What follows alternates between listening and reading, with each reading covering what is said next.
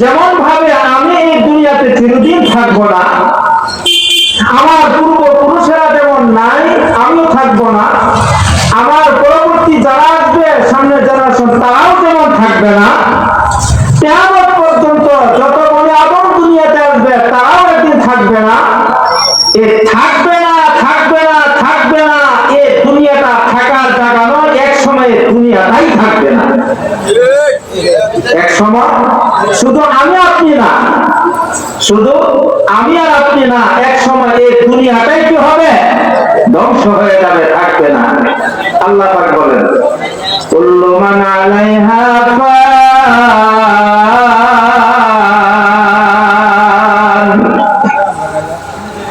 কুল্লু মান আলাইহা ফান। এই দুনিয়াতে যা দেখতেছি, এত বিশাল আকাশ, চন্দ্র গ্রহ নক্ষত্র তারকারাজি, এই জমিন, পাহাড় পর্বত পর্বতা, সাগর নদী নালা, যা কিছু দেখতেছি আমরা ব্যবহার করতেছি, সব কিছু কি হয়ে যাবে? ধ্বংস হয়ে যাবে, কিছুই থাকবে না, সব ধ্বংস হয়ে যাবে, আকাশ ধ্বংস হয়ে যাবে। আমি যেমন ভাবে একদিন শেষ হয়ে যাব, এই দুনিয়াটা একদিন শেষ হয়ে যাবে। দুনিয়াটা শেষ যেদিন হয়ে যাবে, ওই দিনের নামটা কি? নাম কি? কিয়ামত। ওই দিনের নাম কিয়ামত। নবীজি বলেন কিয়ামত দুই প্রকার। কিয়ামত কয় প্রকার? কিয়ামত দুই প্রকার। একটা কিয়ামতের নাম হলো ব্যক্তিগত কিয়ামত, আর একটা কিয়ামতের নাম হলো সমষ্টিগত কিয়ামত। সাহাবায়ে কেরাম জিজ্ঞাসা করলেন, ইয়া রাসূলুল্লাহ, সমষ্টিগত কিয়ামতের কথা বললেন, এটা তো আমরা জানি, ইসরাফিল আলাইহিস সালাম যেদিন সিংহায় ফুঁক দিবেন, সিংহায় ফুঁক দেওয়ার সঙ্গে সঙ্গে দুনিয়াটা সব ধ্বংস হয়ে যাবে, কিয়ামত হয়ে যাবে। ওই দিন থেকে বলা কিয়ামতের দিন, সব ধ্বংস হয়ে যাবে।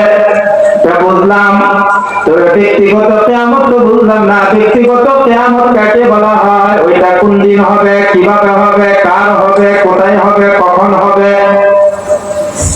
নবীজি বলেন মান মাতা ফাকাদ কামাত কিয়ামাতুহু। ব্যক্তিগত যার যার কিয়ামত, ব্যক্তিগত কিয়ামত যার যার কিয়ামত হবে, যার মৃত্যু যেদিন তার কিয়ামত সেদিন, যার মৌত যেদিন তার কিয়ামত সেদিন শুরু হয়ে যাবে। এটা যার যার কিয়ামত, ব্যক্তিগত কিয়ামত। নবীজি বলেন, ও দুনিয়ার মানুষরা, উম্মতেরা,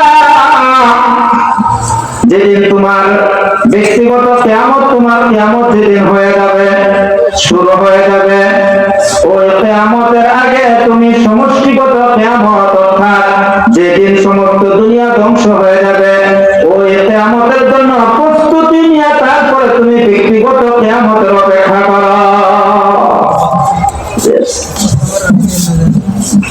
কিয়ামতের অপেক্ষা করো।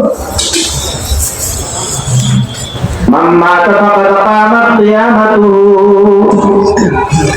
ব্যক্তিগত মৃত্যুটাকে কিয়ামতের সাথে দৃষ্টান্ত দেওয়া হয়েছে। কেন? কেন?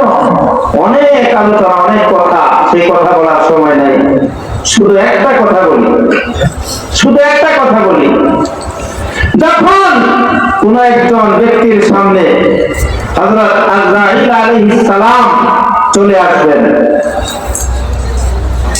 এখানে দুই শ্রেণীর মানুষ। এক শ্রেণীর মানুষ হলো নেককার মানুষ, আর এক শ্রেণীর মানুষ হলো বদকার মানুষ, পাপী নাফরমান।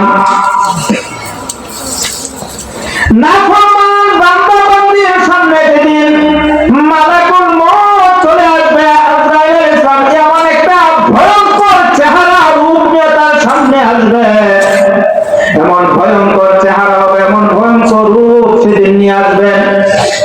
ওই আজরাইল আলাইহিস সালামের ভয়ঙ্কর রূপ এবং চেহারা দেখার সঙ্গে সঙ্গে ওই ব্যক্তি তার এমন অবস্থা হবে, এমন অবস্থা হবে, তার বুকের ভিতরে সব শুকায়া যাবে, গলা শুকায়া যাবে, কণ্ঠনালী শুকায়া যাবে, এমন ভীত সন্ত্রস্ত সে হবে।